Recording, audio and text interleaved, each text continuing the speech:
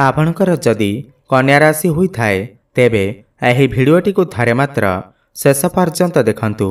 आजिर एही भिडियोटी कन्या राशि व्यक्तिविशेष मानक पाई बहुत ही गुरुत्वपूर्ण रही अछि। काहेकि ना न्यायर देवता समस्त कर्मफलर दाता शनिदेवंकर महापरिवर्तन हेबाकु जाउअछि। देखंतु मार्च मास 29 तारिख दिन शनिंकर विराट परिवर्तन हेबाकु जाउअछि। दीर्घ 30 वर्ष परे शनिदेव तांकर राशि परिवर्तन करी आपणकर सप्तम भाव को आसुछंती एवं एही शनिंकर राशि परिवर्तन आपण मानकर जीवन उपरे कौन सबु प्रभाव पकेइब एहा सबु एही भिडियो माध्यम रे आमे विस्तार भावरे जानिबा। सेथिपई आपण माने एही भिडियोटी को थरे मात्र धैर्यर सहित शेष पर्यंत देखंतु एवं बुझिबाकु चेष्टा करंतु। पूर्वर शनिदेव आपणकर षष्ठ भावरे थिले किंतु मार्च मास 29 तारिख दिन शनिदेव आपणकर षष्ठ भाव को छाड़ी आपणकर सप्तम भाव को चलन करिवे एवं पूरा 2.5 वर्ष पर्यंत आपणकर सप्तम भावरे ही रहिबे। तेबे आसंतु जानिबा दीर्घ 2.5 वर्ष परे कर्मफलर दाता शनिदेवंकर राशि परिवर्तन आपण मानकर जीवन उपरे कौन सबु बड़ परिवर्तन आनिबाकु जाउअछि एवं ता सहित जानिबा आगामी 2.5 वर्ष माने 3 जून 2027 पर्यंत आपणकर जीवन किपरि कटिब।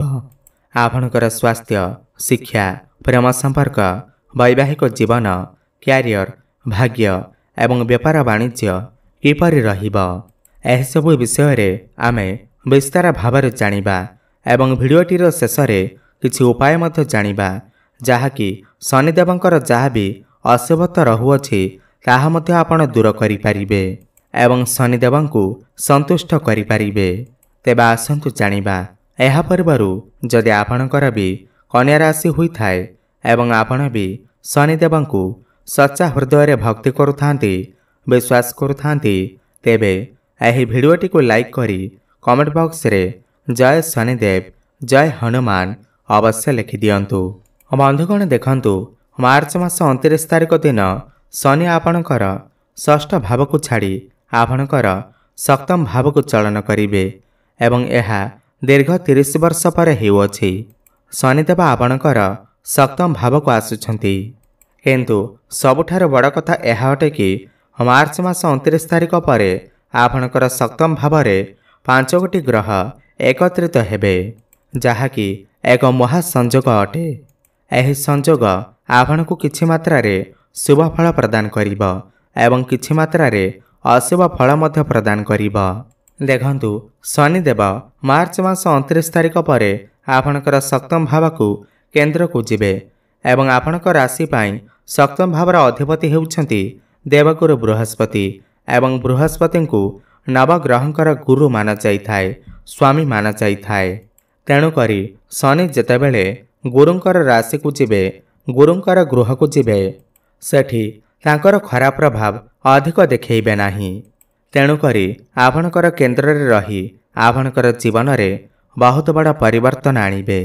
आपणकर सप्तम भाव हेउछि विवाहर गृह, वैवाहिक जीवनर भाव, व्यापार वाणिज्यर भाव, डेली इनकमर भाव, पार्टनरशिप भाव।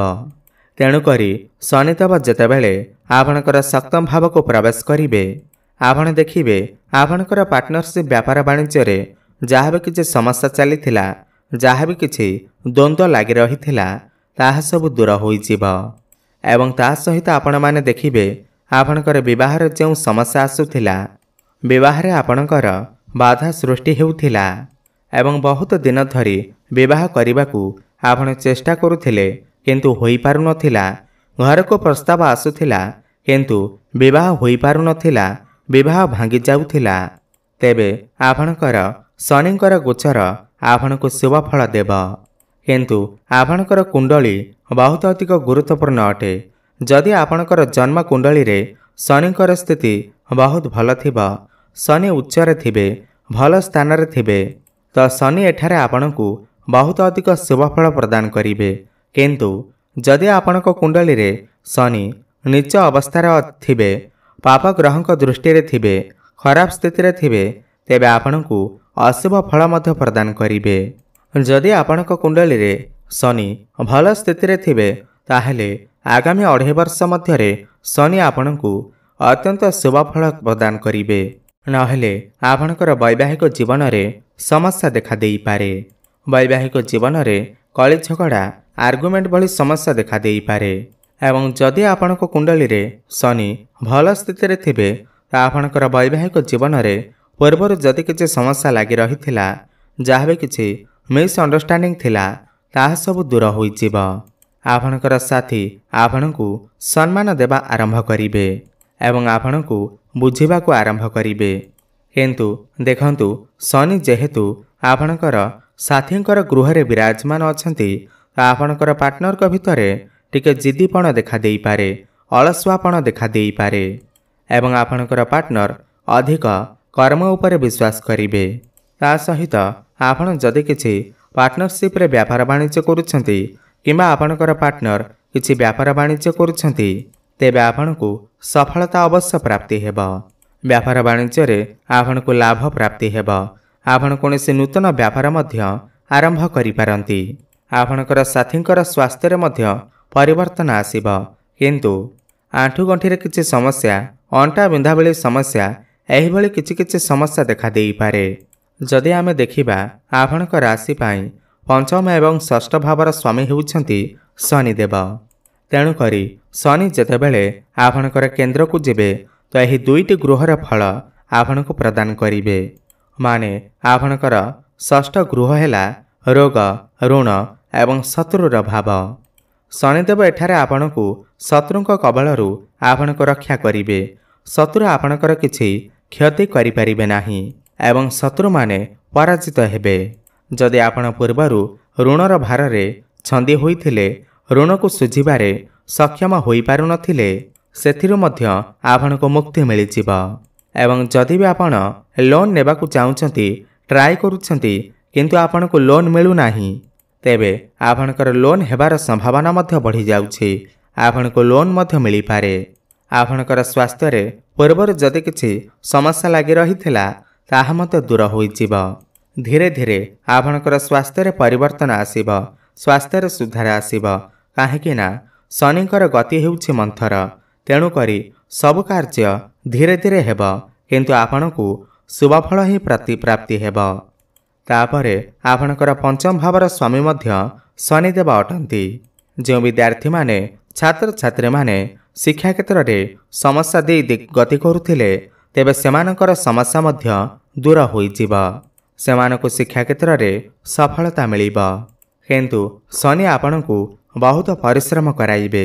जदि आपणकु सफलता पाइबार इच्छा अछि ताहे आपण परिश्रम अधिक करंतु, सफलता अवश्य प्राप्ति हेबो।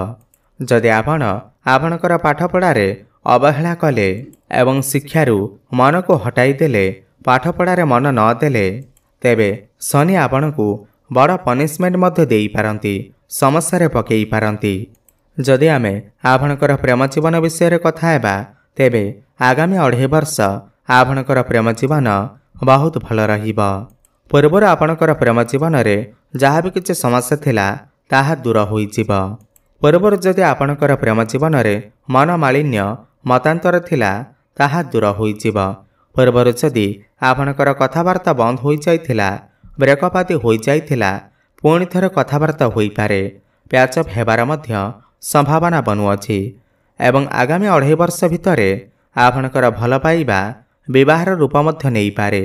एवं जो दंपति माने संतान प्राप्ति पाई इच्छा रखिथिले, संतानर कामना रखिथिले, तो सेमानकु संतान सुख मध्य प्राप्ति होई पारे। घर को विवाह प्रस्ताव मान आसी पारे एवं आपणकर विवाह मध्य होई पारे। एबे आसंतु जानिबा शनिकर दृष्टि विषय रे। देखंतु शनिकर 3टी दृष्टि रही थाए।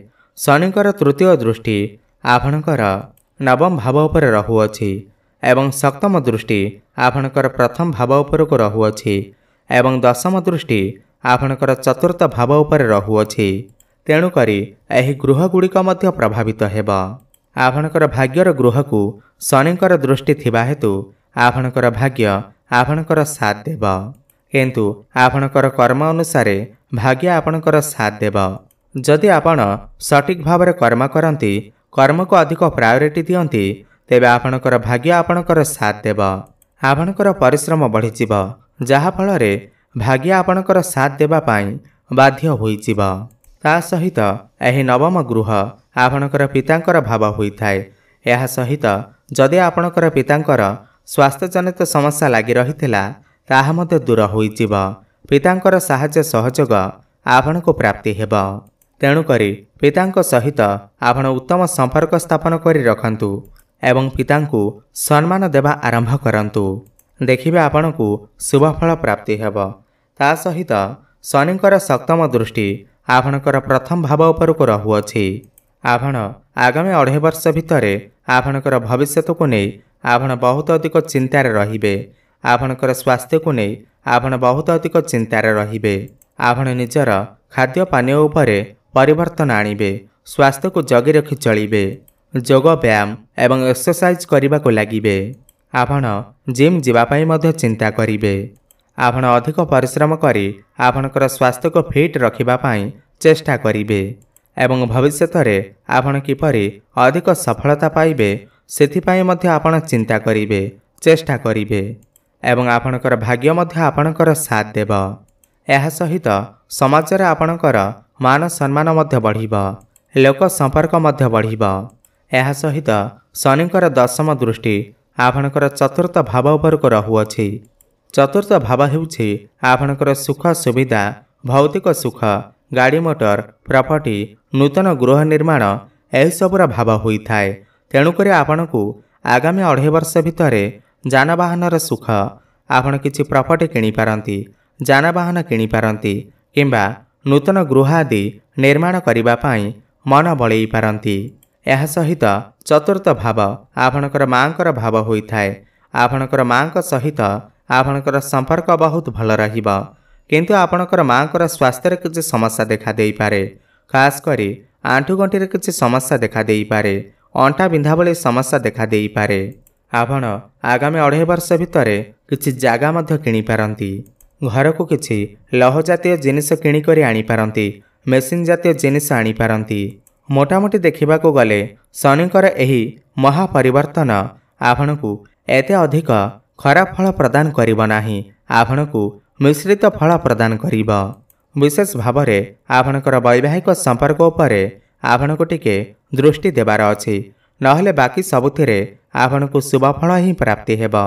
अधिक शुभफल प्राप्ति करिबा पाई एवं अशुभत्व को दूर करिबा पाई शनिदेवंकु संतुष्ट करिबा पाई आपण प्रत्येक दिन शनिकर बीज मंत्रर जप अवश्य करंतु। 108 थर जप करंतु एवं प्रत्येक दिन संध्यारे हनुमान चालीसार पाठ करंतु। कुआला कुकुर को किंबा दरिद्र लोक मानंकु कंबलर दान करंतु। शुभफल प्राप्ति हेबा सहित आपणकर भाग्य रे उन्नति आसीबा। धन्यवाद।